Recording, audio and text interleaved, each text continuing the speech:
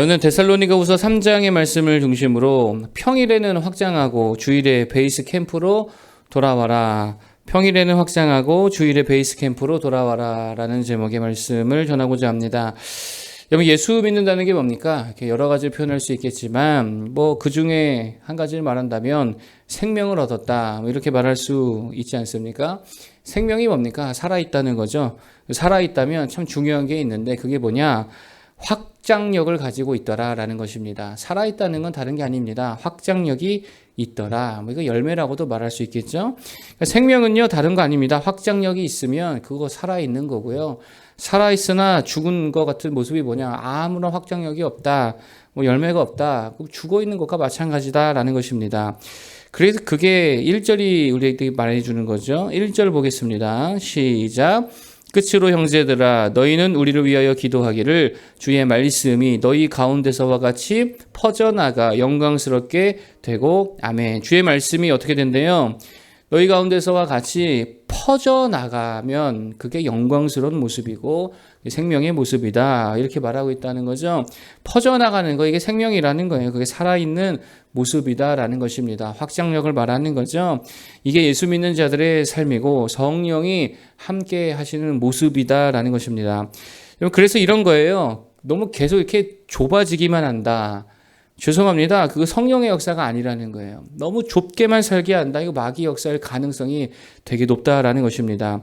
구약의 이야기를 한번 쫙 생각해 보세요. 아브라함 어떻습니까? 갈대아, 우르 그 집안에 처박혀서 좁게 있었잖아요. 근데 하나님 어떻게 하십니까?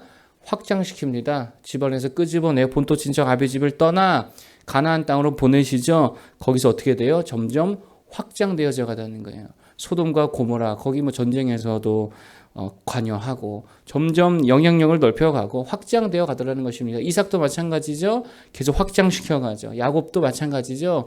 여러 가지 방법을 통해 하나님이 확장시켜 가십니다. 요셉 이야기도 모세 이야기도 다 마찬가지라는 거예요. 집안에서 애굽에서 미디안 광야에서 좁게 있던 자들을 시간이 지나면 지날수록 넓게 하시고 확장시켜 주시고 결국 엄청난 영향력을 행사하는 존재들이 되게 하셨다라고 하는 거예요.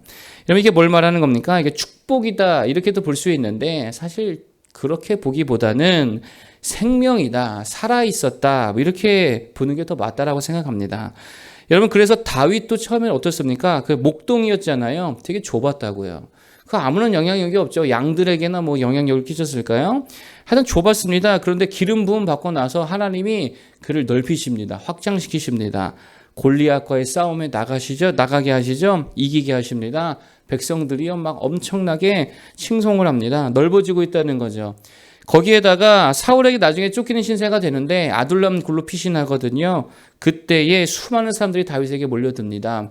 우리가 보기에는 고난의 때인 것 같지만 아니라는 거예요. 하나님께서는요 고난이라고 하는 그런 외형을 통하여서 사실은 그를 확장시켜 가시는 모습이었다는 거예요. 그게 왜 그렇습니까? 그게 살아있는 모습이기 때문에 그렇다라고 하는 거예요.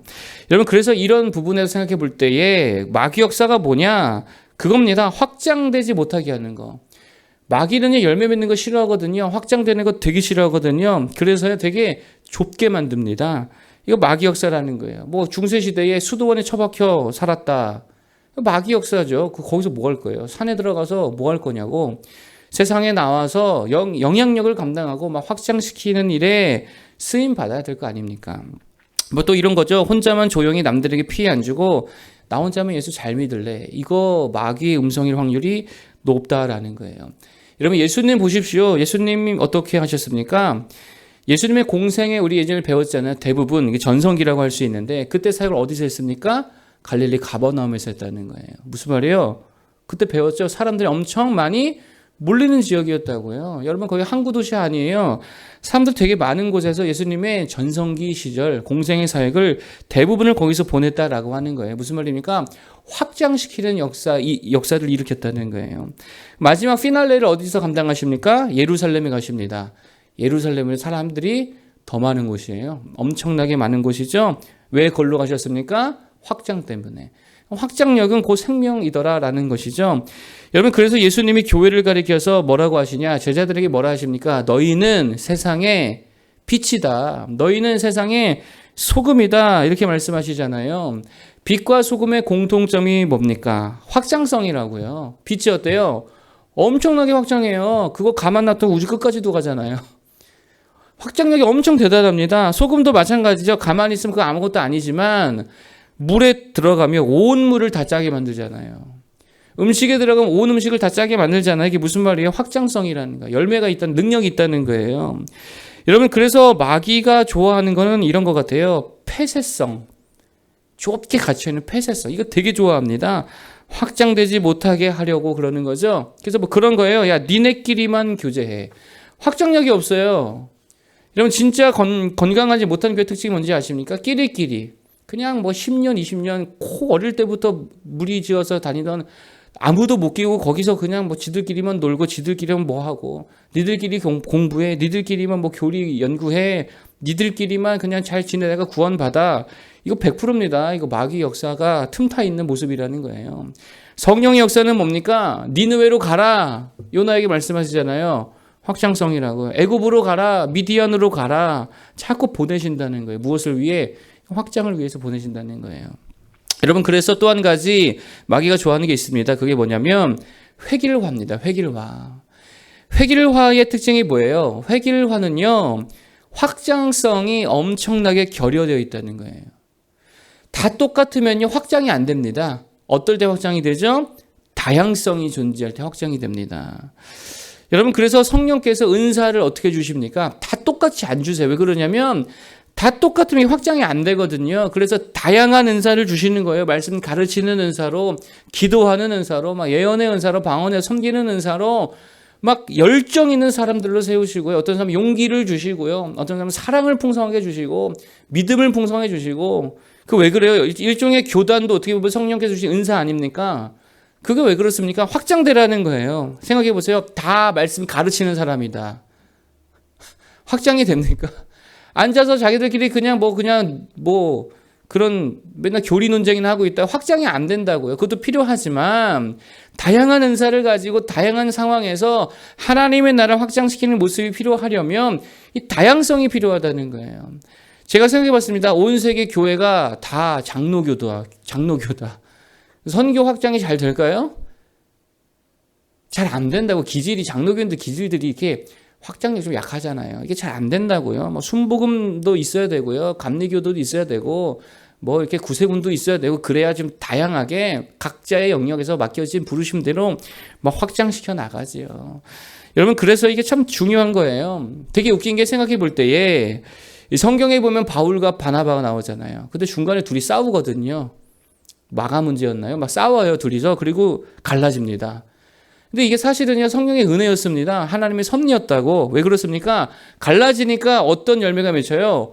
확장이 2배로 되는 거예요. 그러니까 하나님의 역사죠. 왜 그렇습니까? 확장시키기 위해서, 야, 너네 둘이 이제는 떨어져라 라고 하는 하나님의 은혜가 있었다라고 하는 거예요. 여러분, 그래서 정말입니다. 우리가 너무 좁게 살지 않았으면 좋겠습니다. 기도도 좀 넓게 해야죠. 맨날 내 기도만 하고 내 가족 기도만 하고. 아니요, 좀 넓게 기도할 줄 알고, 교제도 넓게 할 줄 알고, 사람도 다양한 사람들을 좀 만나서 교제도 하고, 넓게 다니기도 하고, 생각도 넓게 하고. 책도요, 맨날 자기 보는 책만 보면 그 좁아서 그거 확장이 안 되죠. 좀 안 보던 책들도 공부도 하고, 또 맨날 만나는 사람만이 아니라 좀 이렇게 여러 사람도 만나고, 그렇게 할 때에 확장이 될 수 있다는 거예요. 그래서 또 이런 것도 있는 것 같아요. 새로운 것에 대한 두려움을 좀 떨쳐낼 수 있었으면 좋겠습니다. 새로운 것에 대한 두려움을 떨쳐버리는 거. 오늘 찬양 얘기했는데, 찬양도 새 찬양에 대한 두려움을 떨쳐버리시고.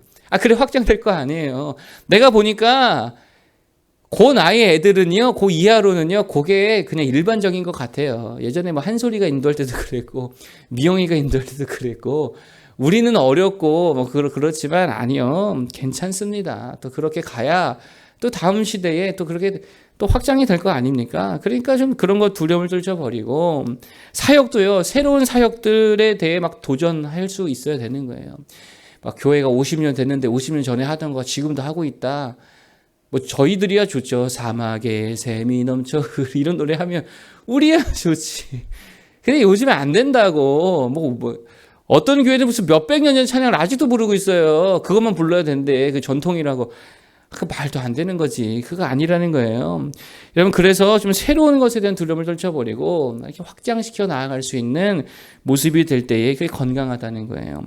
정말입니다. 늘 새로움이 있는 교회가 됐으면 좋겠습니다. 확장력이 있는 교회가 됐으면 좋겠습니다. 넓은 스펙트럼을 가지고 많은 이들을 좀 포용하고 그 영향을 끼칠 수 있는 살아있는 믿음의 교회, 믿음의 성도들 되기를 축복합니다.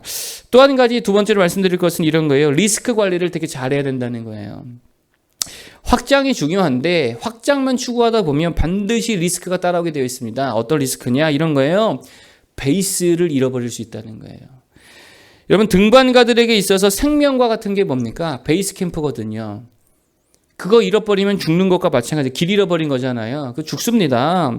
전에 그 남극을 배경으로 한 어떤 미국 드라마를 본 적이 있습니다.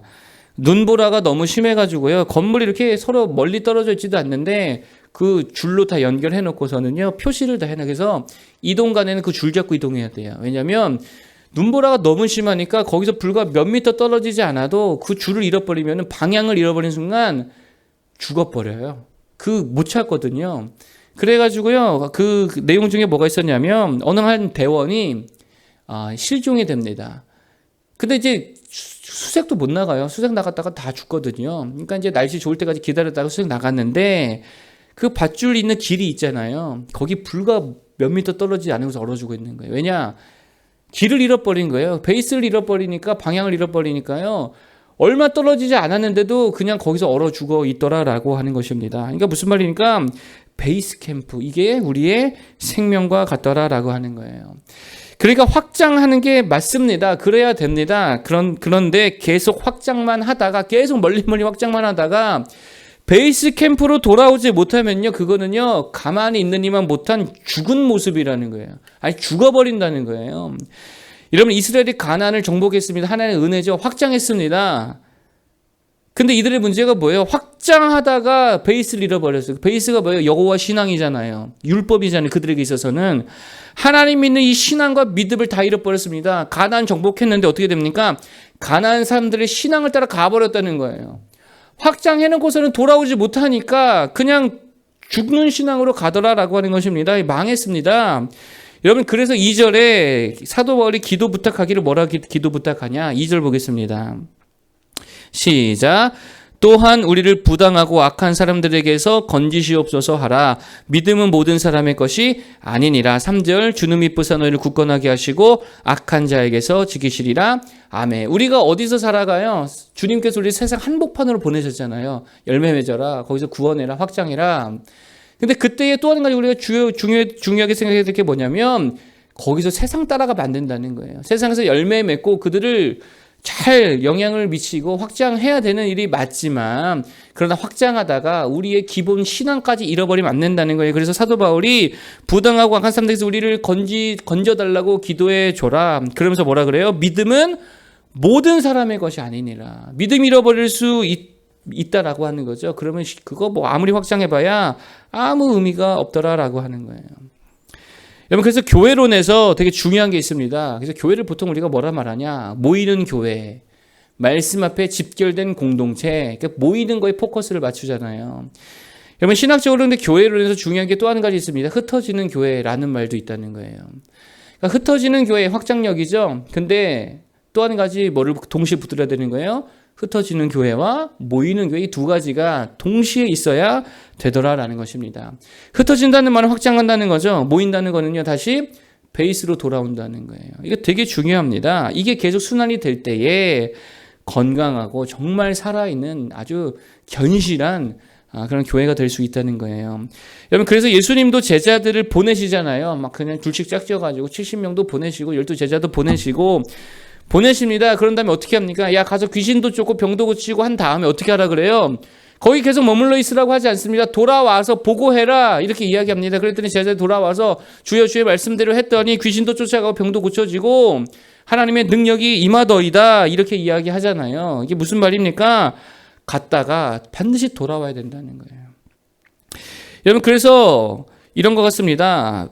늘 우리의 베이스는 예배가 되어야 되고 기도가 되어야 되고 말씀이 되어야 되고 특별히 교회가 되어야 된다는 거예요.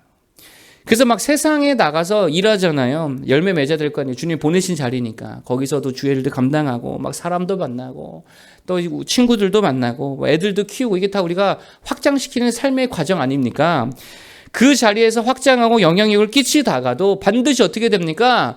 말씀의 자리로 돌아와야 되고요. 이 기도의 자리, 이 베이스로 돌아와야 되고요. 교회라고 하는 우리의 베이스 캠프로 반드시 돌아와야 된다는 거예요. 안 그러면 떨어져 나가 죽어버릴 수 있다는 거예요.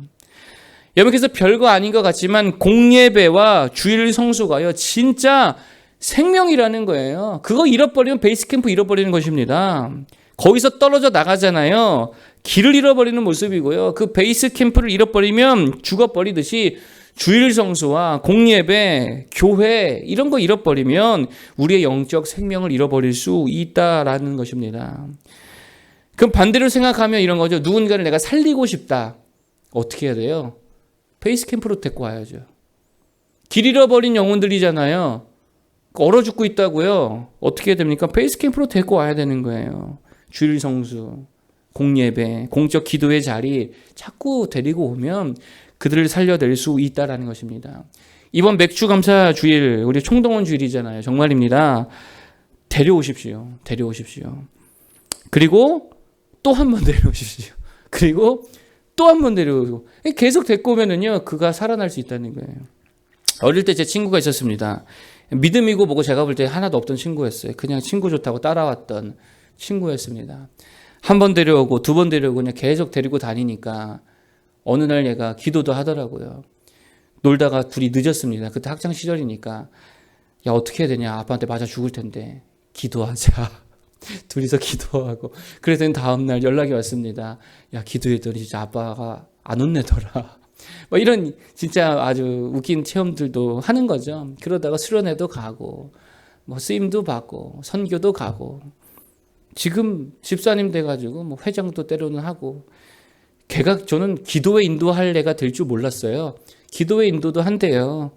여러분 잘 보세요. 자꾸 데려와서 앉혀놓고 이 베이스 캠프에 자꾸 이렇게 젖어들게 하니까 여러분 나중에는 생명을 얻게 되더라는 거예요. 애 낳고 뭐 결혼해가지고 그 자녀들 다 귀하게 예수 믿는 가정으로 키워가고 있더라라는 것입니다.